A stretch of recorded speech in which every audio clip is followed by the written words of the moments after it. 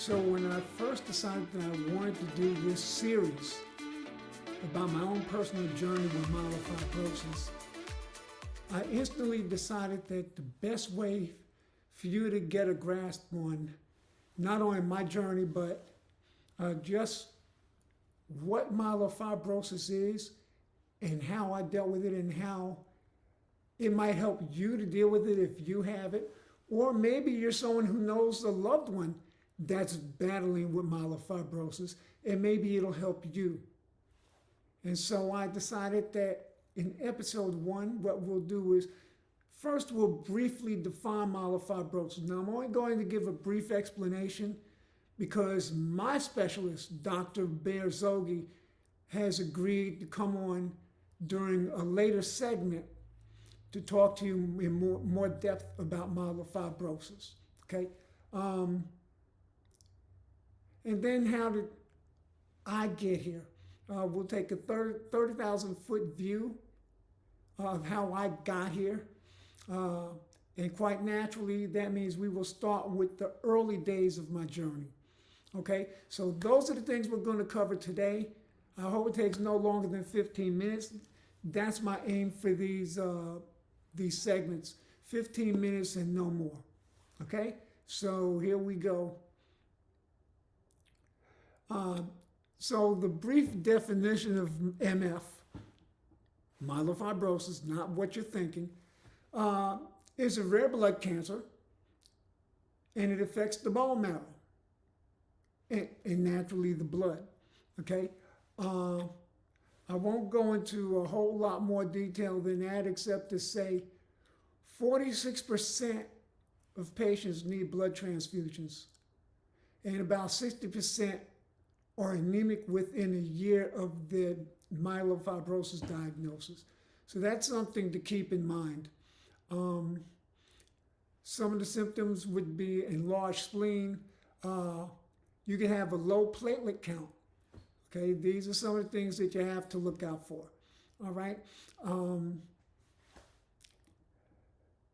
The 30,000 foot view, I guess the best way to explain it is with some video. And so I'm going to insert some video and then we'll be back. Hello, ladies and gentlemen, it's Mac, and I know the last time there was any communication, it was, hey, there's been a setback, I'll talk to you guys later.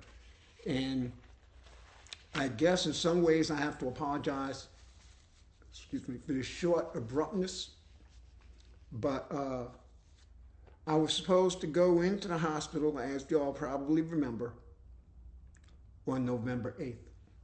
I had a final set of tests on November 7th.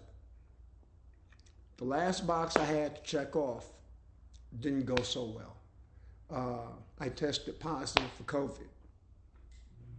Needless to say, that knocked me out the box. You may have heard me coughing, may have heard me wheezing, you may have heard me, for the better part of a few weeks, still coughing a little, but I'm past the contagious stage. But, I'm doing better. I'm doing better. And I'm now scheduled to go back to the hospital for admittance for real this time on November 21st, the actual transplant date. Get this, the day before Thanksgiving. Yeah, November 27th. This is going to be very short. It is go time. I arrived at the hospital. Everything's good, and now I'm just waiting for them to tell me my room number. Hey gang, it's Mac, and as you can see, I am laying somewhat comfortably in my hospital bed. So, just a quick brief update. As some of y'all may know, I got here this morning. Getting through it, admittance was seamless. It was quick. got up here,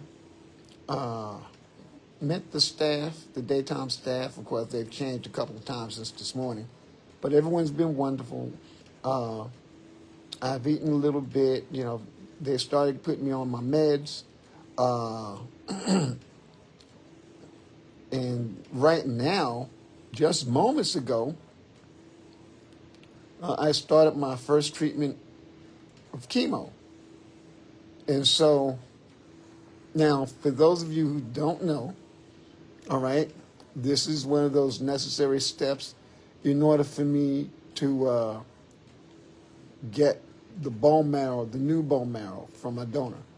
I have to go through this. I'm going to be all right now. Say around the 5th day of this. Yeah, that's about the time when I'll start feeling kind of funny, possibly. Nausea, maybe feeling a little pain, probably a little weakness. There's going to be things going on, but, it helps to be prepared for it, I guess. Prepared in terms of the fact that that something's coming. But the funny thing about it is, there are things that are typical that happen, to patients going through what I'm going through, but it doesn't mean that everyone's going to have the same issues. And so I may be fortunate in that instead of dealing with 8 different issues, I might deal with 1 or 2. It's possible.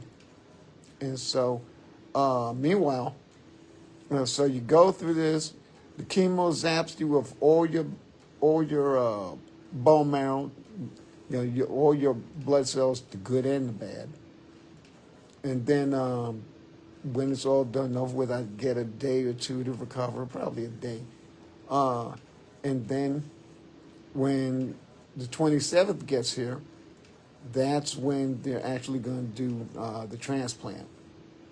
And so what they do, so in this case, the new bone marrow is going to be frozen. That wasn't the original plan, but because of my delays on my part, thankfully the donor agreed to freeze his marrow, and so it's here. It's going to be here, ready to go if it's not here already, and I think it is. And so it'll pop up on the day that I'm getting the transplant, and there are things that they have to do to prepare it. I mean, again, remember it's frozen, right? So they're going to have to go, and they're going to have to I don't want to say microwave, but like defrost it, and bring it up to a certain temperature. And I'm guessing we're talking about regular human temperature, 98.6 or 7 or whatever it is, 96.8. I forget. You guys probably know better than I do. But anyway, and so I'm not going to pull my shirt up, but I think I told you all about the port. If you don't know, in preparation for this, they get what they call a port, and they stick it in your chest, right about up here, and it goes underneath your skin, and it leads to one of your larger blood vessels, all right? And so what happens is, instead of you getting poked constantly every day, every time they need to get blood, or every time they need to inject meds in you, or so forth, so on, it's just one time. I already got that poked, basically. And so when they're not, using it, they're not injecting you with a tube of medication, or if they're not taking blood for lab work or what have you, they have a top to, keep everything off so that nothing, it's not being used. But when they use it, it's multi-purpose. Like I said, they can insert meds intravenously. They can, take blood for labs. They can do all these different things, including inject the new bone marrow. And so that's why that's there. And I don't know, trying. I don't know. I really want to say cue the burlesque music, but you could see a little bit. That's the port, all right. Well, that's the outside of the port. The port is further up, and I don't know if I'm going to be able to. But y'all are going to have to take my word for it.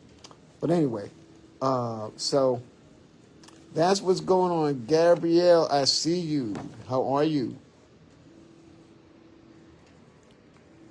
And so that's where things sit right now. I feel good. You know, a couple of people have asked me today how I feel. And the first words that come to mind are thankful and grateful. You know, I mean, who wants to go to the hospital, right? But the way I feel about it is this is the beginning of my healing. This is the beginning of my getting better. You know, those with, you know, who have these transplants, they refer to the day that they have the transplant as their rebirth day. So my rebirth day would be the 27th, November 27th. That's when they're going to do the transplant. And a lot of people celebrate their rebirth day too. So it's a big deal for a lot of folks.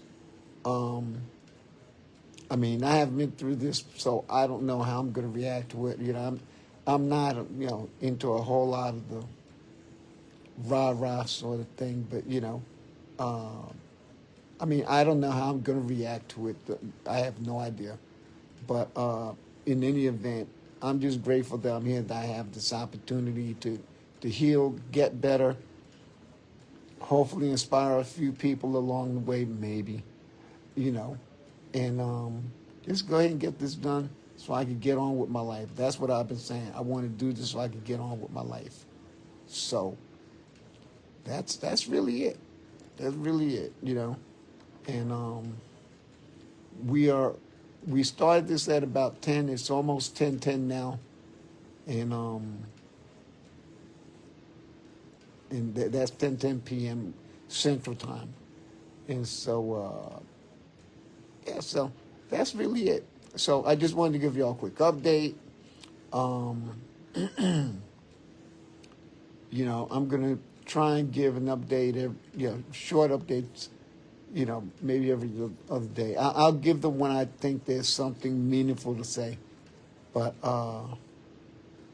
you know, until next time, y'all know the drill. Be blessed, do something nice to somebody, and we'll see y'all again real soon.